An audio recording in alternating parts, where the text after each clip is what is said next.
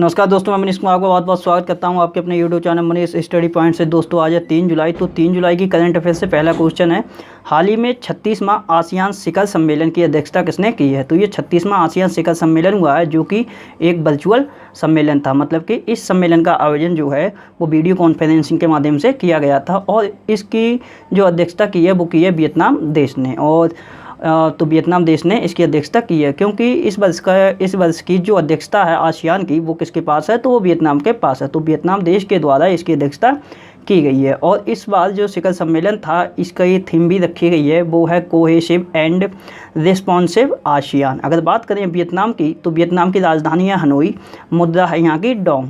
बात करते हैं हम आसियान की, तो आसियान की फुल फॉर्म होती है association of south east Asian nation. स्थापना हुई थी आसियान की 1967 में। और सदस्य देश कितने हैं आसियान के, तो सदस्य देश हैं 10। और इन 10 सदस्य देशों में भारत शामिल नहीं है, भारत इसमें शामिल नहीं है। और मुख्यालय कहाँ है, तो मुख्यालय है जकार्ता। चूँकि जकार्ता जो है इंडोनेशिया की राजधानी है, और जकार्ता जो इंडोनेशिया की राजधानी है जकार्ता, वो यहाँ से हटे के कहाँ बनेगी, तो वो पूर्वी कालीमंतन में बनेंगी। और आसियान के जो महासचिव हैं, मतलब कि सेक्रेटरी जनरल हैं, उनका नाम है लिमजोक हुई।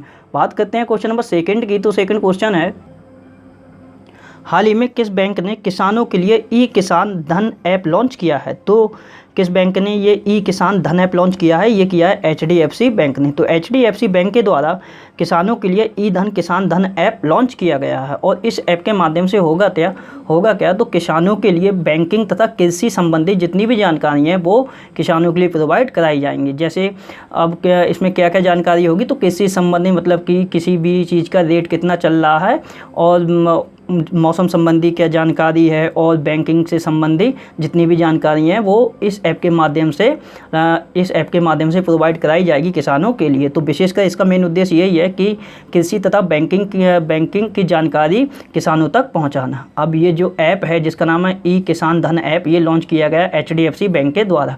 बात करें अगर एचडीएफसी बैंक की, तो इसकी स्थापना हुई थी 1994 में, मतलब कि 1994 में। मुख्यालय महाराष्ट्र के मुंबई में। एमडी तथा सीईओ हैं, इनका नाम है आदित्य पुरी। और एचडीएफसी बैंक अभी चर्चा में भी रहता, क्योंकि अभी इसके जो एग्जीक्यूटिव डायरेक्टर हैं केजाद भरूचा, उनकी पुनर्नियुक्ति की गई थी।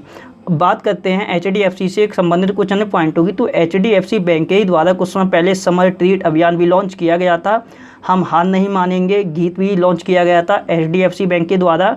और एचडीएफसी बैंक के द्वारा सेफ्टी ग्रिड नामक अभियान भी चलाया गया था। और senior citizen care fixed deposit योजना, ये भी एचडीएफसी बैंक द्वारा लॉन्च की गई थी। बात करते हैं क्वेश्चन नंबर थर्ड की, तो थर्ड क्वेश्चन है,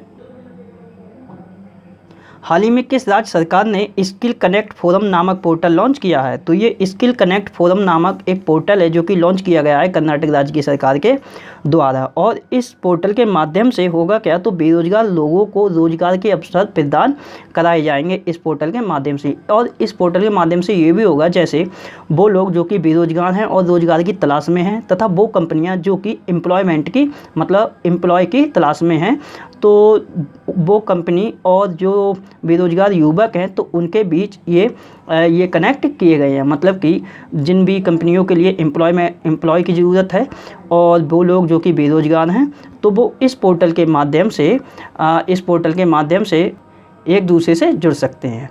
तो इस पोर्टल के माध्यम से वो लोग एक दूसरे से जुड़ सकते हैं, और इससे क्या होगा, तो बेरोजगार लोगों को रोजगार के अवसर प्रदान किए जाएंगे। बात करें अगर कर्नाटक की, तो कर्नाटक की राजधानी बेंगलुरु में है। मुख्यमंत्री हैं बीएस येदियुरप्पा, राज्यपाल हैं वजुभाई आरवाला, और कर्नाटक का जो हाईकोर्ट है उसके मुख्य न्यायाधीश है अभय श्रीनिवास ओका। और कुछ समय पहले ही 108 फीट ऊंची कांस की एक प्रतिमा का शिलान्यास किया गया था। वो प्रतिमा किसकी थी, तो वो केम्पेगौड़ा जी की प्रतिमा थी।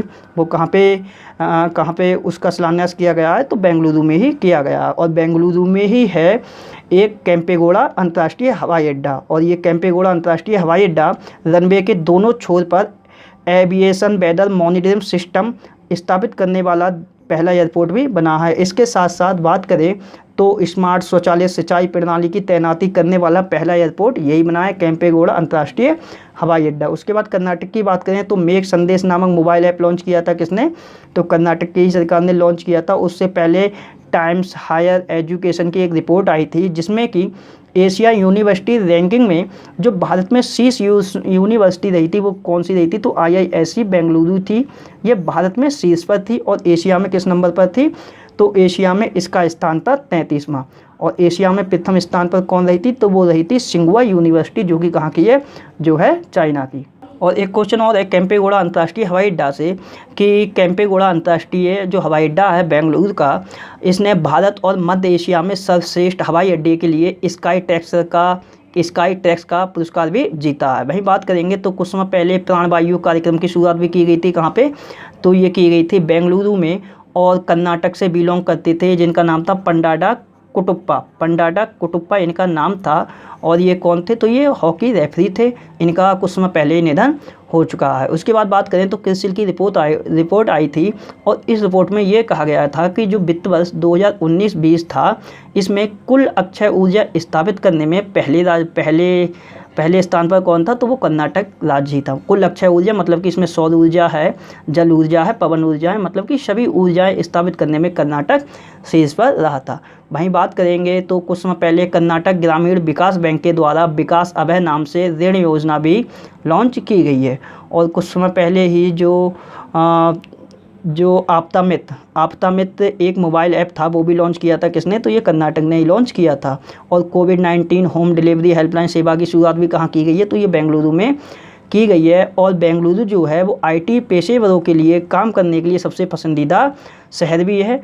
और बात करें तो कोविड-19 टेस्ट के लिए होम स्क्रीनिंग टेस्ट किट बनाने वाली जो पहली कंपनी है, उस कंपनी का क्या नाम है, तो उस कंपनी का नाम है बायोन कंपनी। और इस कंपनी का मुख्यालय कहाँ है, तो मुख्यालय इसका बेंगलुरु में। और IISc जो बेंगलुरु है, IISc मतलब कि इंडियन इंस्टीट्यूट ऑफ साइंस, तो इंडियन इंस्टीट्यूट ऑफ साइंस ये बेंगलुरु की संस्था है। इसके द्वारा प्रोजेक्ट प्राण के तहत स्वदेशी वेंटिलेटर की भी विकसित किए जा रहे हैं। उससे पहले अगर बात करें तो कोरोना बाच नाम से एक मोबाइल ऐप था, जो कि कर्नाटक ने ही लॉन्च किया था। और उससे पहले अगर बात करें जनवरी की बात होगी, जनवरी या फरवरी की, कि इसरो द्वारा पहले मानव अंतरिक्ष उड़ान प्रशिक्षण केंद्र की स्थापना कहाँ की जाएगी, तो कर्नाटक के चित्रदुर्ग के पास पड़ता है एक स्थान जिसका नाम है चल्लाकेरे, तो चल्लाकेरे में की जाएगी। और 9वीं जो महिला विज्ञान कांग्रेस का जो आयोजन हुआ था वो कहाँ हुआ था, तो ये बेंगलुरु में ही किया गया था। उससे पहले अगर बात करें तो कुछ समय पहले ही जो कर्नाटक संगीत में उत्कृष्ट योगदान देने के लिए संगीत कलानिधि अवार्ड से सम्मानित की गई थी, कौन, एस सौम्या। और 107वीं भारतीय विज्ञान कांग्रेस का आयोजन भी कहाँ किया गया था, तो ये बेंगलुरु में किया गया था। और 108वीं भारतीय विज्ञान कांग्रेस का आयोजन कहाँ किया जाएगा, तो 2021 में, जनवरी 2021 में कहाँ किया जाएगा, तो वो किया जाएगा पुणे में। बात करते हैं क्वेश्चन नंबर 4 की। तो चौथा क्वेश्चन है, हाल ही में किस बैंक के साथ मिलकर स्विगी ने अपना पहला digital wallet Swiggy money launch किया है, तो ये किस बैंक के साथ स्विगी ने अपना पहला digital wallet Swiggy money launch किया है, तो ये किया है ICICI बैंक के साथ मिलकर। बात करें स्विगी की, तो ये जो स्विगी कंपनी है, ये स्विगी कंपनी फूड डिलीवरी करने वाला एक प्लेटफॉर्म है। अगर बात करें ये जो इसका डिजिटल वॉलेट है स्विगी मनी, ये फ़ोनपे का जो वॉलेट होता है, या गूगल पे का वॉलेट होता है, या फिर पेटीएम का वॉलेट होता है, तो उसी की भांति ये कार्य करेगा। बात करें अगर ICICI बैंक की, तो इसकी स्थापना 1994 में हुई थी, मुख्यालय मुंबई में है। MD और CEO हैं संदीप बख्शी, और चेयरमैन है गिरीश चंद्र चतुर्वेदी। वहीं बात करें स्विगी की, तो स्विगी ये एक फूड डिलीवरी करने वाला एक प्लेटफॉर्म है। मुख्यालय कहाँ है, तो बेंगलुरु में। और CEO कौन है स्विगी के, तो ये है श्रीहर्ष मजेटी। अब बात करें ICICI बैंक की, तो ICICI बैंक भी चर्चा में रहा है, तो इससे भी कुछ पॉइंट हैं, जैसे कि वॉइस बैंक सेवा की शुरुआत भी किसने की है, तो ICICI बैंक ने ही की है। वहीं व्हाट्सएप पर बैंकिंग सेवा की शुरुआत भी किसने की है, तो ICICI बैंक के द्वारा की गई है। और ICICI बैंक ने ही इंस्टा फ्लेक्सी कैश नामक ओवरड्राफ्ट सेवा भी शुरू की है। और वीडियो KYC शुरू करने की भी घोषणा की है ICICI बैंक ने। और फ़ोनपे ने अभी UPI मल्टी मॉडल बैंक के लिए ICICI बैंक के साथ समझौता किया है। बात करते हैं क्वेश्चन नंबर 5 की, तो 5वां क्वेश्चन है, हाल ही में सांस्कृतिक सद्भाव मंडप नामक सामुदायिक केंद्र की आधारशिला कहाँ रखी गई है, तो ये सांस्कृतिक सद्भाव मंडप नामक एक सामुदायिक केंद्र है, इसकी आधारशिला रखी गई है उत्तर प्रदेश के रामपुर ज़िले में। और अल्पसंख्यक मामलों के जो मंत्री हैं मुख्तार अब्बास नकवी, इनके द्वारा इसकी आधारशिला रखी गई है और ये जो सामुदायिक केंद्र है इस पर 92 करोड़ लागत से ये केंद्र निर्मित किया जाएगा। और जब ये निर्मित हो जाएगा सांस्कृतिक सद्भाव मंडप केंद्र, इसका पहले तो इस केंद्र का नाम रखा गया है सांस्कृतिक सद्भाव मंडप सामुदायिक केंद्र। तो जब भी ये केंद्र बनके तैयार हो जाएगा तो उसके बाद आर्थिक, सामाजिक, सांस्कृतिक जो गतिविधियां हैं तथा विभिन्न प्रकार के जो कौशल प्रशिक्षण कार्यक्रम हैं उनका आयोजन भी यहाँ किया जा सकता है। बात करें अगर अब ये कहाँ पे इसका शिलान्यास हुआ है, तो इसका शिलान्यास हुआ है उत्तर प्रदेश में। तो उत्तर प्रदेश की राजधानी है लखनऊ, मुख्यमंत्री हैं योगी आदित्यनाथ, राज्यपाल हैं आनंदीबेन पटेल, इनके पास मध्य प्रदेश राज्य के राज्यपाल का भी अतिरिक्त प्रभार है। और उत्तर प्रदेश का जो हाईकोर्ट है उसके मुख्य न्यायाधीश हैं गोविंद माथुर। बात करते हैं उत्तर प्रदेश संबंधित कुछ पॉइंटों की। तो कुछ समय पहले ही उत्तर प्रदेश जो मुख्यमंत्री हैं योगी आदित्यनाथ, उन्होंने CISF की तर्ज पर अपने राज्य में विशेष सुरक्षा बल के गठन की भी घोषणा की है। वहीं उत्तर प्रदेश का जो कुशीनगर एयरपोर्ट है उसके लिए अंतर्राष्ट्रीय एयरपोर्ट का दर्जा दिया गया है और कोविड-19 के लिए एंटीजन परीक्षण शुरू करने की भी घोषणा की है उत्तर प्रदेश ने। और कोविड-19 के लिए आइसोलेशन इकाइयों वाले रेल डिब्बों का परिचालन करने वाला पहला राज्य बना है कौन, तो ये उत्तर प्रदेश ही बना है। उससे पहले अगर बात करें तो ट्रांसजेंडरों के लिए विशेष सुविधा देने के लिए जो नोएडा मेट्रो स्टेशन का सेक्टर 50 मेट्रो स्टेशन है उसका अब नाम क्या रख दिया है, तो उसका नाम रख दिया है रेनबो मेट्रो स्टेशन। और ये मेट्रो स्टेशन पूर्णतः ट्रांसजेंडरों के लिए समर्पित होगा। और बात करें तो कुछ समय पहले उत्तर प्रदेश के सहारनपुर जिले में स्टेगोडेन नामक हाथी का जीवाश्म पाया गया है। और PM street vendor Atmanirbhar Nidhi के लिए सिडबी के साथ समझौता भी किया है। और उससे पहले अगर बात करें तो मनरेगा के तहत सबसे ज़्यादा रोजगार देने में अब पहले स्थान पर कौन आ गया है, तो अब आ गया है उत्तर प्रदेश, अब छत्तीसगढ़ नहीं है। अगर बात करें तो बाल श्रमिक विद्या योजना की भी शुरुआत की है किसने, तो उत्तर प्रदेश ने की है। और 1 लाख बेड तैयार करने वाला देश का पहला राज्य कौन है, तो ये उत्तर प्रदेश ही है। और उत्तर प्रदेश की सरकार 800 किलोमीटर के जो सड़क हैं उनके दोनों ओर औषधीय पौधे जैसे कि नीम, पीपल, अश्वगंधा हो गए, वो पौधे रोपित करवाएगी।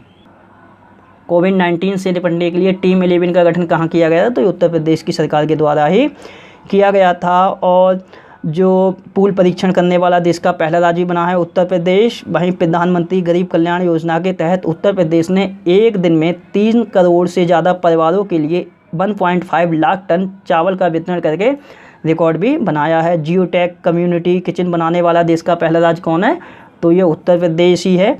उससे पहले बात करें तो वर्चुअल कोर्ट मतलब कि आभासी कोर्ट के माध्यम से अदालतों में सुनवाई करने वाला देश का पहला जो राज्य है वो कौन बना है, तो ये उत्तर प्रदेश ही बना है। उसके साथ साथ प्लाज्मा थेरेपी शुरू करने वाला देश का पहला सरकारी अस्पताल ये कहाँ का, तो ये उत्तर प्रदेश का है। उत्तर प्रदेश में कहाँ का, तो ये लखनऊ में स्थित है जिसका नाम है किंग जॉर्ज मेडिकल यूनिवर्सिटी। और उत्तर प्रदेश के गोरखपुर टेराकोटा के लिए कुछ समय पहले GI टैग भी प्रदान किया गया है। आयुष कवच कोविड ऐप भी उत्तर प्रदेश के ही द्वारा लॉन्च किया गया था। और अपने राज्य के जितने भी ज़िले हैं, तो उत्तर प्रदेश में 75 ज़िले हैं, तो अपने राज्य के सभी ज़िलों में वेंटिलेटर बेड की सुविधा देने वाला उत्तर प्रदेश देश का पहला राज्य भी बना है। प्रवासी राहत मित्र भी ऐप लॉन्च किया था उत्तर प्रदेश ने। और जो राज्य कर्मचारी थे उत्तर प्रदेश को, तो उनके लिए 7 प्रकार के जो भत्ते मिलते थे उनके लिए समाप्त करने की भी घोषणा की है किसने, तो उत्तर प्रदेश ने ही की है। और बात करें तो उत्तर प्रदेश की सरकार ने राज्य में प्रवासन आयोग की स्थापना की भी घोषणा की है। बात करते हैं क्वेश्चन नंबर 6 की। तो छठा क्वेश्चन है, हाल ही में किस राज्य सरकार ने कोविड वॉरियर क्लब की स्थापना की है, तो ये कोविड वॉरियर क्लब की स्थापना की है पश्चिम बंगाल की सरकार ने। और ये कोविड वॉरियर क्लब है क्या, तो कोविड-19 मतलब कि कोरोना संक्रमित वो लोग जो कि अब कोरोना से एकदम पूर्णतः सही हो गए हैं, तो मतलब कि कोविड-19 से ठीक हुए व्यक्तियों द्वारा प्रशासन की मदद की जाएगी। तो इसी के लिए ये कोविड वॉरियर क्लब की स्थापना की गई है। तो कोविड-19 से जो भी व्यक्ति अब ठीक हो गए हैं तो उनके द्वारा कोविड-19 को रोकने के लिए प्रशासन की मदद की जाएगी उन लोगों के द्वारा जो कोविड-19 से ठीक हुए हैं। बात करें पश्चिम बंगाल, तो राजधानी कोलकाता है, मुख्यमंत्री ममता बनर्जी, राज्यपाल हैं जगदीप धनखड़ और पश्चिम बंगाल हाईकोर्ट के मुख्य न्यायाधीश हैं TVS राधाकृष्णन। और पश्चिम बंगाल में शराब की होम डिलीवरी हेतु अमेजन कंपनी जो है उसके लिए मंजूरी दे दी गई है। वहीं बात करें तो सामाजिक दूरी को ट्रैक करने के लिए आर्टिफिशियल इंटेलिजेंस सिस्टम भी विकसित किया गया है IIT खड़गपुर के द्वारा। कर्म भूमि पोर्टल लॉन्च किया गया था पश्चिम बंगाल के द्वारा। और विश्व बैंक ने पश्चिम बंगाल को 1950 करोड़ रुपए का ऋण देने की भी मंजूरी दे दी है। वहीं बात करें तो कुछ समय पहले पश्चिम बंगाल मातृ स्मृति योजना की भी शुरुआत किसने की थी, तो पश्चिम बंगाल ने ही की थी। और कोविड-19 के चलते चित्तरंजन लोकोमोटिव जो वर्क्स है जो कि पश्चिम बंगाल में है, उसने स्वचालित चिकित्सा प्रणाली भी विकसित की है। और भारत का जो राष्ट्रीय उद्यान है सुंदरवन राष्ट्रीय उद्यान, ये कहाँ है, तो ये पश्चिम बंगाल में है। तो इसमें जो बाघों की संख्या थी पहले 88, वो 88 से बढ़ के कितनी हो गई, तो 96 हो गई है। एग्जिट ऐप EXIT एग्जिट नामक मोबाइल ऐप भी लॉन्च किया था पश्चिम बंगाल की सरकार ने। और टाइम्स हायर एजुकेशन की अभी इम्पैक्ट रैंकिंग 2020 का दूसरा चरण आया था। तो इम्पैक्ट रैंकिंग 2020 में जो भारत में शीर्ष स्थान पर जो संस्था थी वो थी IIT खड़गपुर, और वैश्विक लेवल पे इसका नंबर था 57। और इम्पैक्ट रैंकिंग 2020 में ही वैश्विक स्तर पर फर्स्ट नंबर पे कौन सी यूनिवर्सिटी रही थी, तो ऑकलैंड की ये ऑकलैंड विश्वविद्यालय रहा था। कहाँ का ये है, कहाँ है, तो ये न्यूजीलैंड में है। और पश्चिम बंगाल में पड़ता है आसनसोल। तो आसनसोल रेलवे स्टेशन पर पहले रेस्टोरेंट ऑन व्हील्स को भी लॉन्च किया गया है। और कोलकाता में आयोजित हुई थी 35वीं राष्ट्रीय भारोत्तोलन चैंपियनशिप, जिसमें कि मणिपुर की मीराबाई चानू ने 49 किलोग्राम भार वर्ग में स्वर्ण पदक भी जीता था। और पुणे में ही सीनियर नेशनल बिलियर्ड चैंपियनशिप 2020 भी आयोजित हुई थी, और इसका जो खिताब जीता था वो पश्चिम बंगाल से ही बिलोंग करते हैं। इनका नाम है पंकज आडवाणी। ये हुई कहाँ थी, तो ये हुई थी कहाँ पे, तो महाराष्ट्र के पुणे में तो आयोजित हुई थी। और जो जीता था पंकज आडवाणी ने, ये कहाँ के हैं, तो ये पश्चिम बंगाल के हैं। और सब्जी उत्पादन में पहले स्थान पर राज्य कौन है, तो ये है पश्चिम बंगाल। और वहीं बात करें फलों के उत्पादन में कौन है, तो फलों के उत्पादन में पहले नंबर पर आंध्र प्रदेश। और 44वां जो अंतर्राष्ट्रीय पुस्तक मेला था उसका आयोजन भी कोलकाता में ही किया गया था, जिसमें कि फोकस कंट्री रहा था रसिया। और कोलकाता बंदरगाह का नाम बदल दिया गया है और श्यामा प्रसाद मुखर्जी बंदरगाह उसका हो गया है। बात करते हैं क्वेश्चन नंबर 7 की। तो 7वां क्वेश्चन है, हाल ही में गुडनी जोहानसन किस देश के दोबारा राष्ट्रपति बने हैं, तो आइसलैंड के ये दोबारा से राष्ट्रपति बन गए हैं गुडनी जोहानसन। इन्होंने अभी चुनाव हुआ था उसमें विजय प्राप्त की है, और इसके तहत गुडनी जोहानसन ये आइसलैंड के दोबारा से राष्ट्रपति बन गए हैं। पहले भी यही थे, अब ये दोबारा बन गए हैं। बात करें आइसलैंड की, तो राजधानी है रिकजॉविक, मुद्रा है क्रोना, और राष्ट्रपति तो यही बन गए हैं जिनका नाम है गुडनी जोहानसन। और वैश्विक शांति सूचकांक 2019 जारी किया गया था, उसमें जो पहले स्थान पर टॉप पर रहा था वो ये आइसलैंड ही रहा है, और भारत इस रैंकिंग में 141वें नंबर पर था। भाई अगर बात करें कुछ अन्य अपॉइंटमेंट की, तो लाजरस चकवेरा ये मलावी के राष्ट्रपति बने हैं नए, और माइकल मार्टिन ये प्रधानमंत्री बने हैं, ये राष्ट्रपति नहीं है, ये प्रधानमंत्री बने हैं कहाँ के, तो आयरलैंड के। बात करते हैं क्वेश्चन नंबर 8 की। तो 8वां क्वेश्चन है, हाल ही में राष्ट्रीय चिकित्सा दिवस कब मनाया गया है, तो ये राष्ट्रीय चिकित्सक दिवस ये मनाया गया है 1 जुलाई के लिए। और हर वर्ष ये 1 जुलाई के लिए राष्ट्रीय चिकित्सक दिवस मनाया जाता है। और ये क्यों मनाया जाता है, तो डॉक्टरों द्वारा जो सेवा दी जा रही है उसके सम्मान में ये मनाते हैं।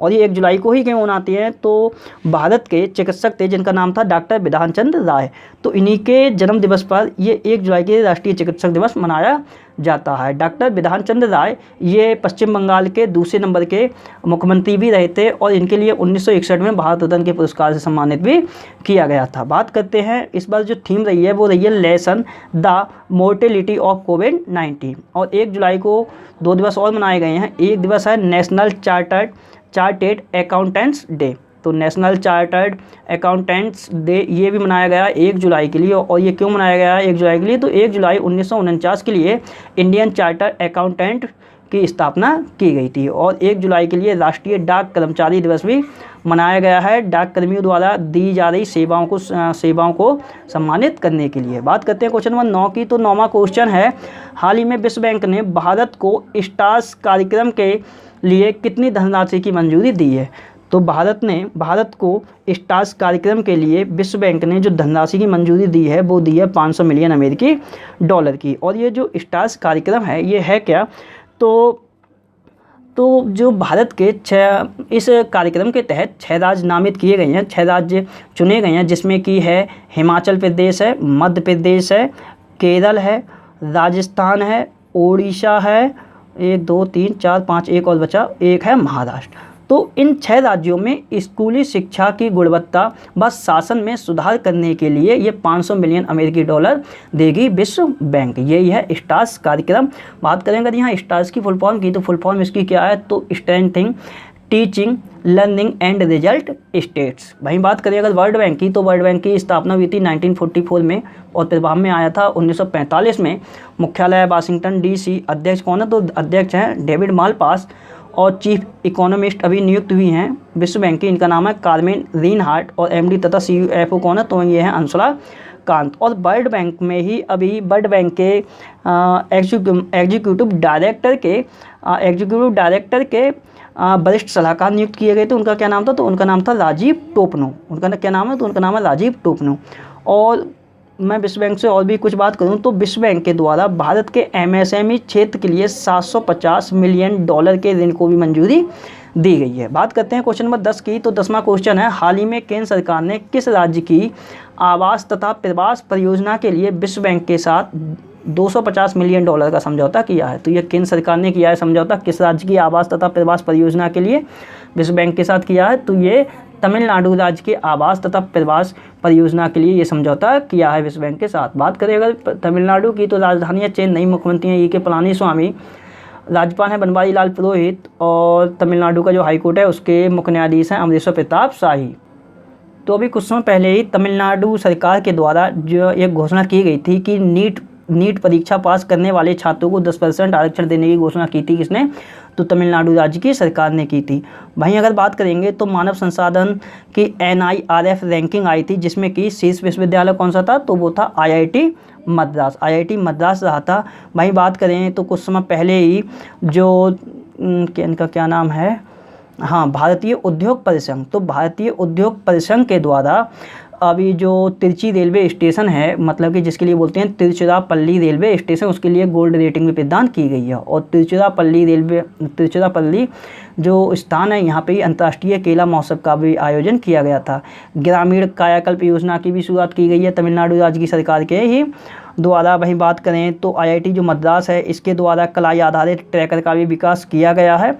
और कुछ समय पहले तमिलनाडु राज्य के तंजावुर नेटिव वर्क्स तथा आरंबूर वुड नक्काशी को GI टैग भी प्रदान किया गया है। और RBI के जो पूर्व गवर्नर थे, जिनका नाम था C रंगराजन, जिनके लिए अभी PC महालनोबिस अवार्ड से सम्मानित किया गया है, तो C जो रंगराजन हैं, इनकी अध्यक्षता में तमिलनाडु राज्य ने लॉकडाउन प्रतिक्रिया पर सुझाव देने हेतु एक समिति का भी गठन किया है। और तमिलनाडु राज्य की सरकार ने जो सरकारी कर्मचारी हैं, उनकी रिटायरमेंट की आयु 58 वर्ष पहले थी, लेकिन वो 58 वर्ष से बढ़ाकर कर दी है 59 वर्ष। और IIT मद्रास के प्रोफेसर, इनका नाम है थल्लीपल प्रदीप, तो थल्लीपल प्रदीप के लिए विज्ञान तथा प्रौद्योगिकी की श्रेणी में निक्केई एशिया पुरस्कार 2020 भी प्रदान किया गया है। और कुछ समय पहले ही तमिलनाडु की एक प्रोडक्ट था जिसका नाम था कदलाई मिठाई, इसके लिए भी GI टैग प्रदान किया गया है। और मोदी किचन की भी शुरुआत कहाँ से की गई थी, तो तमिलनाडु के शहर कोयम्बटूर से की गई थी। और तमिलनाडु के द्वारा 38वां जिला बनाने की भी घोषणा की गई है राज्य का, तो ये इसका क्या नाम है, तो इसका नाम है मयिलादुथुराई। और IIT मद्रास के द्वारा ग्लोबल हाइपरलूम पॉड स्पर्धा की भी मेजबानी की जाएगी। और IIT मद्रास के ही द्वारा कैरियर बैक टू वुमेन नामक पहल की भी शुरुआत की गई है। वहीं बात करें तो कुछ समय पहले तमिलनाडु सरकार के द्वारा जो कावेरी डेल्टा क्षेत्र है, उसके लिए संरक्षित विशेष कृषि क्षेत्र भी घोषित किया गया है। सड़क सुरक्षा मामले में सर्वश्रेष्ठ प्रदर्शन का पुरस्कार तमिलनाडु राज्य ने ही जीता था इस वर्ष। और सीनियर राष्ट्रीय जो वॉलीबॉल चैंपियनशिप थी, जिसका आयोजन भुवनेश्वर उड़ीसा में किया गया था, उसमें पुरुष टीम की जो विजेता टीम रही थी वो रही थी तमिलनाडु की, और जो महिला वर्ग की विजेता टीम रही थी वो रही थी केरल की। और उसके बाद बात करें तो भारत और जापान के तट रक्षकों के बीच एक अभ्यास था जिसका नाम था सहयोग कैजिन, उसका भी आयोजन कहाँ किया गया था, तो उसका आयोजन किया गया था कहाँ पे, तो ये तमिलनाडु में ही किया गया है। और अंतर्राष्ट्रीय केला सम्मेलन जो 2020 था, उसका आयोजन कहाँ किया गया है, तो उसका आयोजन तिरुचिरापल्ली तमिलनाडु में ही किया गया है। बात करते हैं क्वेश्चन नंबर 11 की, तो 11वां क्वेश्चन है, हाल ही में किस अंतर्राष्ट्रीय खेल संस्था के चेयरमैन शशांक मनोहर ने इस्तीफा दिया है। तो ये शशांक मनोहर ये किस संस्था के चेयरमैन थे, तो ये थे ICC मतलब कि अंतर्राष्ट्रीय क्रिकेट काउंसिल के ये कौन थे, तो ये चेयरमैन थे, अब इन्होंने इस्तीफा दे दिया है। और इनकी जगह अब जो अंतरिम चेयरमैन के रूप में नियुक्त किए गए हैं, इनका नाम है इमरान ख्वाजा। बात करेंगे आईसीसी की, तो आईसीसी की स्थापना 1909 में हुई थी। मुख्यालय दुबई यूएई में है और सीईओ हैं मनु सहानी। और अभी आईसीसी चर्चा में रहा था क्योंकि आईसीसी के एलीट पैनल में शामिल होने वाले भारतीय अंपायर कौन बने थे, तो इनका नाम था नितिन मेनन। बात करते हैं क्वेश्चन नंबर 12 की, तो 12वां क्वेश्चन है, हाल ही में एनटीपीसी और इंडियन ऑयल कॉरपोरेशन ने कहाँ वेस्ट टू एनर्जी प्लांट स्थापित करने हेतु समझौता किया है। तो एनटीपीसी तथा इंडियन ऑयल ने आपस में समझौता किया है। और क्यों समझौता किया है, तो ये वेस्ट टू एनर्जी प्लांट स्थापित करेंगे। और ये कहाँ स्थापित किया जाएगा, तो ये दिल्ली के ओखला में स्थापित किया जाएगा। और इसी के लिए ये समझौता किया गया है।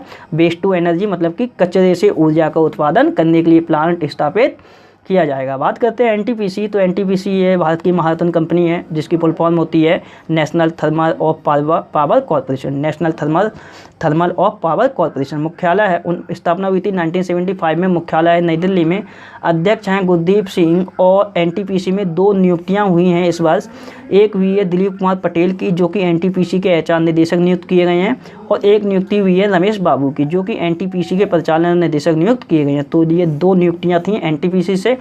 उसके बाद बात करते हैं आईओसी की, मतलब कि इंडियन ऑयल कॉरपोरेशन की। तो इसकी स्थापना 1959 में हुई थी। मुख्यालय है नई दिल्ली में ही। और चेयरमैन कौन है, तो चेयरमैन हैं आईओसी की श्रीकांत माधव वैद। और इनकी भी नियुक्ति इसी वर्ष की गई है। और मैंने आपके लिए कुछ समय पहले ही लिखवाया था, कुछ दिनों पहले, कि जो माली देश है, माली गणराज्य जो देश है, इसने अपने देश में 500 मेगावाट के सोलर पार्क स्थापित करवाने के लिए एनटीपीसी के साथ में समझौता भी किया है। बात करते हैं क्वेश्चन नंबर 13 की, तो 13वां क्वेश्चन है, हाल ही में भारत के किस हेल्प डेस्क ने कॉग्स 2020 में 2 पुरस्कार जीते हैं। तो ये भारत का कौन सा हेल्प डेस्क है, तो इसका नाम है MyGov कोरोना हेल्प डेस्क। तो इसी के द्वारा कॉक्स 2020 में 2 पुरस्कार जीते गए हैं। बात करें अगर कॉक्स 2020 की, तो ये दुनिया में आर्टिफिशियल इंटेलिजेंस में सबसे बड़े इवेंटों में से एक है, जो कि हर वर्ष लंदन में आयोजित किया जाता है।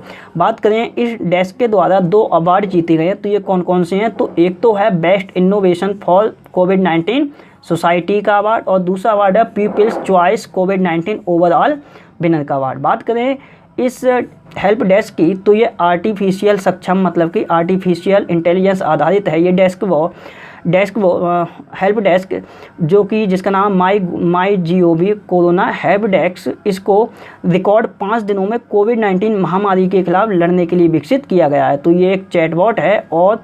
और इस चैटबॉट इससे कोरोना संबंधी कोई भी नई जानकारी ली जा सकती है। और 28 मिलियन लोगों द्वारा इस हेल्प डेस्क का यूज भी किया जा रहा है। बात करते हैं क्वेश्चन नंबर 14 की, तो 14वां क्वेश्चन है, हाल ही में किस राज्य सरकार ने अपने राज्य में एमएसएमई क्षेत्र के उद्यम स्थापित करने वाले उद्यमियों को 3 वर्ष तक परमिशन से छूट दी है।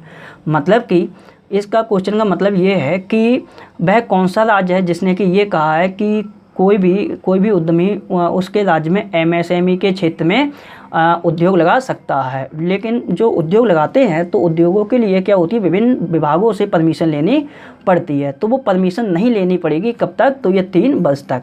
तो ये घोषणा की है असम ने। और असम राज्य की सरकार ने इसके लिए एक अध्यादेश भी पारित किया था। तो असम राज्य ने ये घोषणा कर दी है कि असम राज्य में जो भी उद्यमी एमएसएमई के क्षेत्र में कोई भी स्टार्टअप या कोई भी इंडस्ट्री लगाएंगे, तो गवर्नमेंट या फिर राज्य सरकार के द्वारा उनके सेक्टर में किसी भी प्रकार का हस्तक्षेप नहीं किया जाएगा और उन्हें किसी भी प्रकार की परमिशन नहीं लेनी पड़ेगी।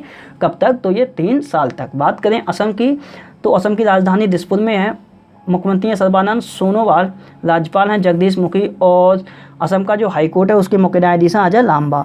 और इसी की तर्ज पर जो हिमाचल प्रदेश है, तो हिमाचल प्रदेश ने भी यही घोषणा की है कि हिमाचल प्रदेश के शिमला शहर में अगर कोई भी उद्यमी एमएसएमई के क्षेत्र में कोई भी इंडस्ट्री या स्टार्टअप लगाता है, तो उसे 3 साल तक कोई भी परमिशन नहीं लेनी पड़ेगी। बात करते हैं क्वेश्चन नंबर 15 की, तो 15वां क्वेश्चन है, हाल ही में गवर्नमेंट ई मार्केट प्लेस पर टैप्स इंडिया स्टोर का उद्घाटन किया है।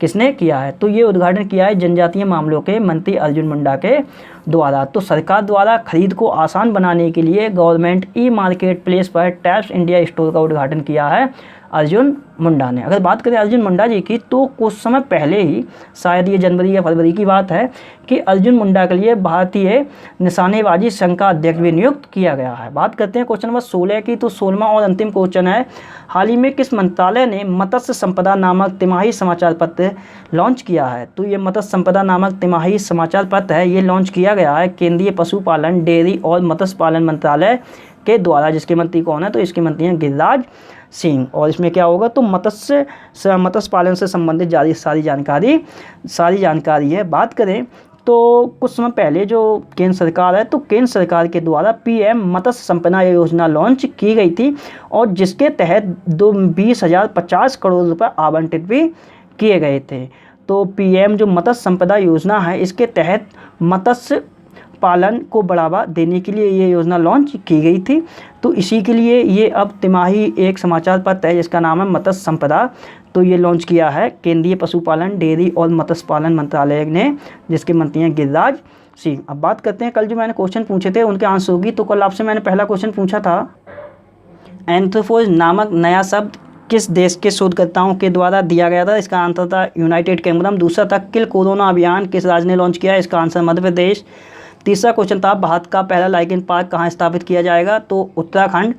चौथा क्वेश्चन था, भारत के पहले प्लाज्मा बैंक की स्थापना कहाँ की जाएगी? तो दिल्ली में।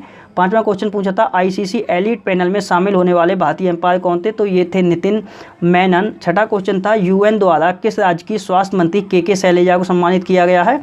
तो ये केरल राज्य की स्वास्थ्य मंत्री हैं। सातवां क्वेश्चन पूछा था, राष्ट्रीय सांख्यिकी दिवस कब मनाया गया है? तो ये मनाया जाता है 29 जून के लिए। और आठवां क्वेश्चन पूछा था, वृक्षारोपण अभियान जिसका नाम था संकल्प पर्व किस मंत्रालय के द्वारा चलाया जा रहा है? तो इसका आंसर था संस्कृति मंत्रालय, जिसके मंत्री हैं प्रहलाद सिंह पटेल। और नौवां क्वेश्चन मैंने पूछा था, मलावी के राष्ट्रपति कौन नियुक्त हुए हैं? तो इनका नाम है लाजरस चकवेरा। बात करते हैं आज के क्वेश्चनों की। तो आज आपसे पहला क्वेश्चन है, एक पुस्तक रिलीज की गई है जिसका नाम है the Yogini poem love and life, इसके लेखिका बतानी है कौन है? दूसरा क्वेश्चन है, हमारा घर हमारा विद्यालय योजना किस राज्य के द्वारा लॉन्च की गई है? तीसरा क्वेश्चन बताना है, प्लाज्मा थेरेपी टेस्टिंग कार्यक्रम जिसका नाम है प्रोजेक्ट प्लेटिना किस राज्य द्वारा लॉन्च किया गया है? चौथा क्वेश्चन बताना है, पहला पीसी महानोबिस पुरस्कार किसे प्रदान किया गया है? मतलब कि मैंने ये क्वेश्चन कल दूसरे हिसाब से लिखवाया है, मैंने लिखवाया लाइफ टाइम अचीवमेंट अवार्ड से किसे सम्मानित किया गया है। बात करते हैं पांचवें क्वेश्चन की। तो पांचवा क्वेश्चन बताना है, बीईटी बैट 2020 ह्यूमैनिटेरियन अवार्ड से किसे सम्मानित किया गया है?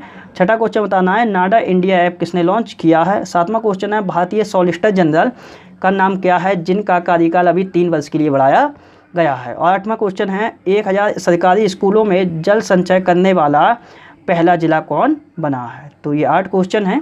तो दोस्तों ये थी आज से संबंधित सारी करंट अफेयर की घटनाएं। दोस्तों अगर मेरे द्वारा बनाई हुई वीडियो अगर आपके लिए पसंद आती है तो मेरे चैनल मुनीष स्टडी पॉइंट के लिए लाइक करें, शेयर करें, सब्सक्राइब करें। वीडियो को टाइम देने के लिए बहुत बहुत धन्यवाद। आपका दिन शुभ हो।